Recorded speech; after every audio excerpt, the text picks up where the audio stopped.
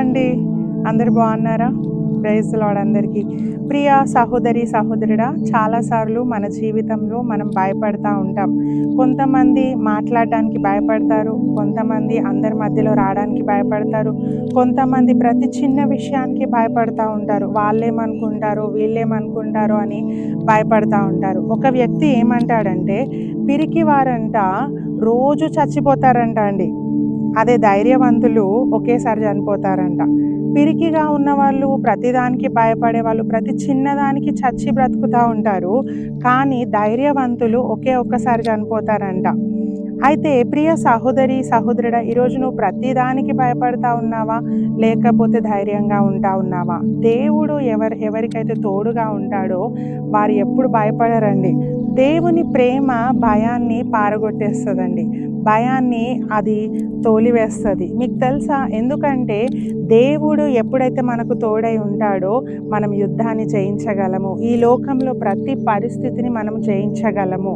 అదే దేవుడు మనకు తోడు లేకపోతే మనము ప్రతిదానికి భయపడతా ఉంటాం. వాక్యం చెప్తా ఉంది, ఇర్మియా గ్రంథము 46వ అధ్యాయము 28వ వచనం చదువుకుందాం. నా సేవకుడవైన యాకోబు, నేను నీకు తోడై ఉన్నాను, భయపడకుము. దేవుడు చెప్తా ఉన్నాడు యాకోబుతో, నా సేవకుడైన యాకోబు, నువ్వు భయపడకు, నేను నీకు తోడై ఉన్నాను అని ప్రభు చెప్తా ఉన్నాడండి. ఈరోజు ఇదే మాట, ఇదే పేరు దగ్గర మన పేరు పెట్టుకుందాము.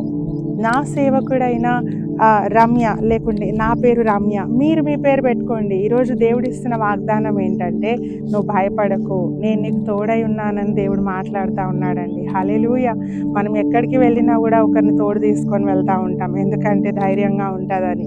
So in the same way, జీవము గల దేవుడు, భూమి ఆకాశములను సృజించిన దేవుడు, సర్వశక్తిమంతుడైన దేవుడు మనకు తోడుగా ఉంటే మనం దేనికి భయపడాల్సిన అవసరం లేదు.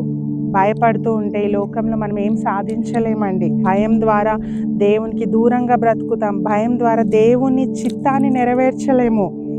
దేవుడు ఏ ప్రణాళికతో మనం పుట్టించాడో ఆ ప్రణాళికను మనం నెరవేర్చలేమండి, ఎందుకంటే భయంతో. సో నో, భయపడద్దు, ధైర్యంగా ఉండండి, బయటికి రండి, అందరితో మాట్లాడండి, అన్నిటిలో మీరు పాల్గొనండి, సంతోషంగా ఉండండి.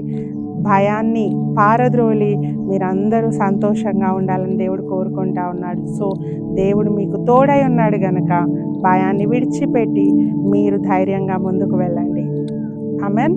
ప్రియ సహోదరి, సహోదరుడా, వాక్యం చెప్తా ఉంది, పిరికి వారు పరలోకానికి వెళ్ళరు అని. వారు బయట ఉంటారని వాక్యం చెప్తా ఉంది. So never be afraid. ఎప్పుడు కూడా భయం చెందకండి, ధైర్యంగా ఉండండి. దేవుడు మనకు తోడై ఉన్నాడు. ప్రార్థన చేసుకుందాం.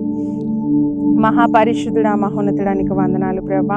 నిజంగా తండ్రి, నీవు మాకు తోడై ఉంటే మేము దేనికి భయపడాల్సిన అవసరం లేదు ప్రభా. నీవు మాకు తోడుగా ఉన్నందుకై నీకు వందనాలు. ఈ సమయంలో నువ్వు గొప్ప వాగ్దానాన్ని మాకు ఇస్తా ఉన్నావు ప్రభా. నా సేవకుడైన యాకోబు, భయపడకు, నేను నీకు తోడై ఉన్నానని చెప్తా ఉన్నావు. అదే మాటను ఈరోజు మా ప్రియులందరితో నువ్వు చెప్తా ఉన్నావయ్యా. నువ్వు మాకు తోడుగా ఉన్నందుకై నీకు వందనాలు. ఎంతమంది బిడ్డలైతే మాట్లాడడానికి భయపడుతున్నారో వారితో మీరు తోడై ఉండండి. ఎంతమంది బిడ్డలైతే ప్రభా 10 మందిలోకి రావడానికి భయపడుతున్నారో వారికి మీరు తోడై ఉండండి. ఎంతమంది బిడ్డలైతే ప్రభా ప్రతి చిన్న విషయానికి భయపడతా ఉన్నారో వారికి మీరు తోడై ఉండండి ప్రభా. ఆ పిరికిగా ఎవరైతే ఉన్నారో, పిరికి వారిగా ఉన్న వారిని ప్రభా ధైర్యవంతులుగా మార్చి అనేకులకు బ్లెస్సింగ్గా మీరు నిలబెట్టండి, అనేకులకు ఆశీర్వాదకరంగా మీరు నిలబెట్టండి. ఎక్కడ వారు భయపడ్డారో అక్కడే ధైర్యంగా సింహము వలె నిలబడి మీ కొరకు గొప్ప కార్యాలు చేసేలాగున ప్రతి పిరికి వారిని మీరు బలపరచమని వేడుకుంటా ఉన్నాను. ఈ సమయంలో వారిని దర్శించి మీరే మహిమ, ఘనత, ప్రభావములు పొందుకొనమని, రాబో దినాల్లో గొప్ప ఫలాలు వారి జీవితంలో మేము చూడటానికి సహాయం చేయమని యేసు నామంలో అడిగి వేడుకొని పొందుకొని ఉన్నాం తండ్రి. ఆమెన్.